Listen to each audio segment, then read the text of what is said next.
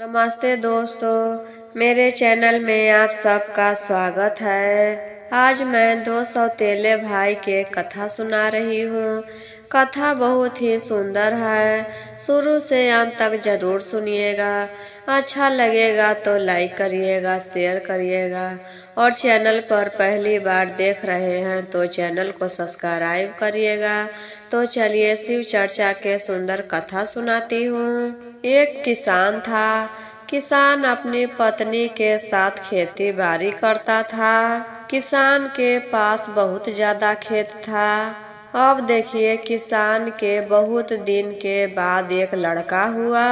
जब लड़का कुछ ही दिन का हुआ था तो क्या हुआ, किसान के पत्नी मर गई। तब किसान के रिश्तेदार सब कहने लगे, देखो तुम्हारा बच्चा अभी छोटा है, तुम दूसरी शादी कर लो। आखिर कौन उसको पालेगा पोसेगा, तुम तो खेती बाड़ी करते रहोगे, तुम्हारे बच्चे की देखभाल कौन करेगा। सब रिश्तेदार बहुत समझा रहे थे, लेकिन किसान तैयार नहीं हो रहा था दूसरी शादी करने के लिए। लेकिन रिश्तेदार के दबाव में आकर किसान दूसरी शादी कर लेता है। किसान के दूसरी पत्नी बहुत अच्छी थी। जो पहली पत्नी से लड़का हुआ था उससे बहुत प्रेम करती थी। अब किसान को लगा रिश्तेदार सही कह रहे थे, देखो तो आज दूसरा शादी कर लिए तो अपना बेटा के तरह प्यार करती है।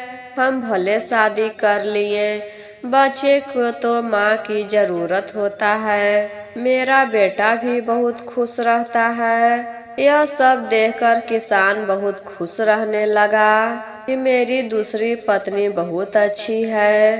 तो बहुत खुशहाली से जीवन बीतने लगा। धीरे धीरे समय गुजरा। कुछ समय के बाद किसान के दूसरी पत्नी का भी एक लड़का हुआ। लड़का को पाकर किसान के पत्नी और किसान दोनों बहुत ही खुश थे। चलो हम दोनों को दो लड़का हो गया। किसान के खुशी का ठिकाना नहीं था। किसान के पत्नी तो और खुश थी क्योंकि वह माँ बन गई। अब देखिए दीदी क्या होता है, किसान का कैसा भाग्य था। किसान के पत्नी भी कुछ समय के बाद गुजर गई। किसान के जो लड़का हुआ वह कुछ ही दिन के था कि उसकी माँ छोड़कर चली गई। अब किसान के ऊपर दुखों का पहाड़ टूट पड़ा। जैसे पत्नी पहली मरी थी उस समय दुखों का पहाड़ टूट गया था। फिर कुछ दिन जीवन खुशहाली से बीता। फिर किसान के ऊपर दुखों का पहाड़ आ गया। अब सब रिश्तेदार लोग क्या बोले, फिर भी उसी तरह समझाने लगते हैं, अभी तुम्हारा बच्चा बहुत छोटा है, इसलिए तुम फिर से शादी कर लो। तो किसान बोलता है, नहीं अब हम शादी नहीं करेंगे, अब हम दोनों बच्चों का लालन पोषण हम ही करेंगे, अब हम दूसरा शादी नहीं करेंगे। मेरी पत्नी पहली भी नहीं रही और दूसरी भी नहीं रही, अब हम तीसरी शादी नहीं करेंगे। इस बार भी सब रिश्तेदार बहुत दबाव बनाए, लेकिन किसान इस बार नहीं मानता है तीसरा शादी करने के लिए।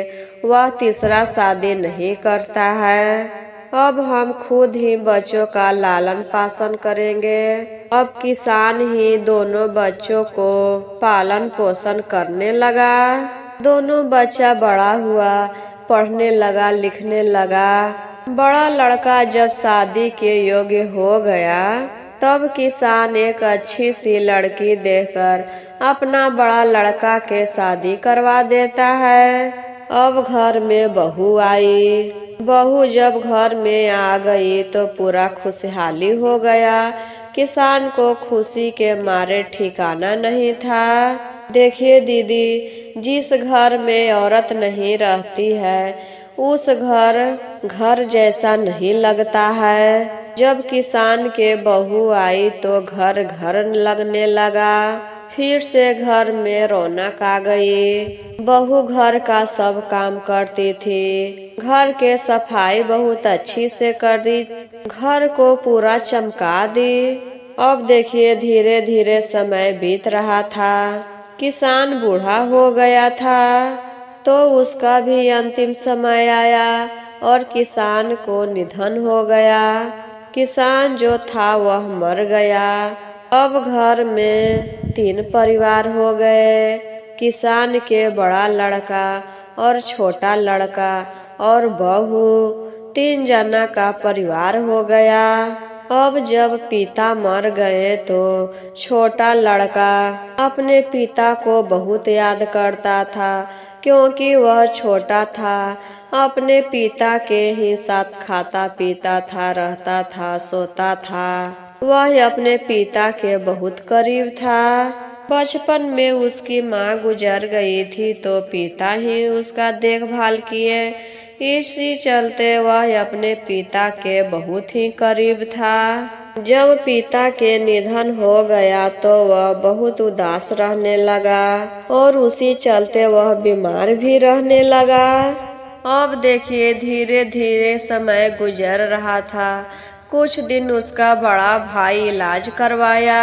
बड़ा जो भाई था वह तो सौतेला ही था। फिर वह सोचने लगा, यदि हम इसका ठीक ढंग से इलाज करवा देंगे तो यह मेरे जायदाद में हिस्सा मांगेगा।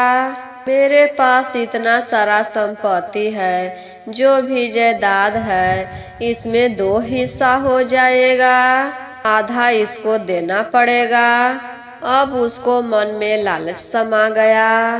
धन के चलते उसके मन में लालच आ गया। इसी चलते वह एक वैद्य जी से मिलकर उसके दवा में धीरे धीरे जहर देने लगा। अब किसान के जो छोटा लड़का था वह दवाई खाने के जगह पर ठीक होने के समय में और बीमार पड़ने लगा। धीरे धीरे उसका भी निधन हो गया। किसान के जो छोटा लड़का था वह भी मर गया। अब घर में बचा किसान के बड़ा लड़का और उसकी पत्नी। अब तो बड़ा लड़का के खुशी के मारे ठिकाना नहीं था। उस दिन तो दिखाने के लिए बहुत रो रहा था कि मेरा भाई हमको छोड़कर चला गया, लेकिन मन ही मन उसको खुशी के मारे ठिकाना नहीं था। अब तो वह मन ही मन सोच रहा था कि चलो सारा संपत्ति अब मेरा ही है, अब हिस्सा लेने वाला कोई नहीं है। अब धीरे धीरे समय बीत रहा था। कुछ समय के बाद किसान के जो बड़ा लड़का था उसका भी एक लड़का हुआ। जब अपना लड़का हुआ तो उसको तो खुशी के मारे ठिकाना नहीं रहा कि चलो हमको लड़का हो गया, मेरा वंश आ गया, मेरा जो संपत्ति है उसका वारिस आ गया। उसको खुशी के मारे ठिकाना नहीं था। अब धीरे धीरे समय बीता, लड़का बड़ा हुआ, शादी के योग्य हुआ, तो उसके भी पिताजी जो किसान के बड़ा लड़का था वह अपने लड़का का शादी करवा दिया। अब देखिए जब लड़का का शादी हुआ तो शादी के कुछ ही दिन बाद वह बीमार रहने लगा। धीरे धीरे समय बीत रहा था, लेकिन वह ठीक नहीं हो रहा था। उसको दिखाने के लिए अच्छे से अच्छे डॉक्टर को दिखा रहा था, जो जहाँ कहता था वहाँ तुरंत लेकर जाता था, फिर भी वह ठीक नहीं हो रहा था। उसका स्वास्थ्य दिन पर दिन बिगड़ते जा रहा था। वह तो एकलौता लड़का था और ठीक ही नहीं हो रहा था। उसके इलाज में कोई कमी नहीं छोड़ा। किसान के लड़का अच्छे से अच्छे डॉक्टर को दिखाया। उसके लड़का के इलाज में उसका सभी जमीन जायदाद बिक गया। खेती बाड़ी घर द्वार सारा संपत्ति बिक गया, लेकिन उसका लड़का ठीक नहीं हुआ। अब एक दिन देखिए क्या होता है जब उसका बेटा बीमार था तो उसके पिता उसके पैर के सामने बैठा था। तभी उसका बेटा बोलता है, भैया अब तो सब हिसाब किताब बराबर हो गया, बस अब अर्थी और कफन का पैसा बाकी है जो कि आपको देना है। अब जो है वह घबरा गया। किसान का बेटा है जो घबरा गया अपने लड़का के मुख से ऐसा बातें सुनकर। तब वह कहता है, बेटा हम तुम्हारा पिताजी हैं, तुम्हारा भाई नहीं हैं, तुम यह क्या बोल रहा है। तब उसका बेटा कहता है, नहीं हम आपका बेटा नहीं हैं, हम तो आपका भाई हैं। हम तो अपना बदला लेने के लिए आपके घर में बेटा बन के जन्म लिए थे। अब जो है किसान का बड़ा लड़का पूरा रोने लगा। मेरा बेटा क्या बोल रहा है? क्या मेरा भाई बेटा बनकर जन्म लिया है? यह बोल रहा है कि हम बदला लेने के लिए यहाँ आए हैं, आपको दुख पहुँचाने के लिए आए हैं। मेरा तबीयत खराब था तो आप मेरा इलाज नहीं करवाए। तब वह कहता है कि ठीक है, जब हम तुमको दुख दिए हैं तो तुम हमको छोड़कर जा रहा है, लेकिन तुम्हारी पत्नी का क्या दोष है जो तुम उसको छोड़कर जा रहा है। तब वह लड़का कहता है कि भैया क्या आपको पता है मेरी पत्नी कौन बनी है? मेरी पत्नी वही वैद्य है जो आपके साथ मिलकर हमको जहर देकर मारा था। अब उसको किए कि उसको तो भोगना ही पड़ेगा।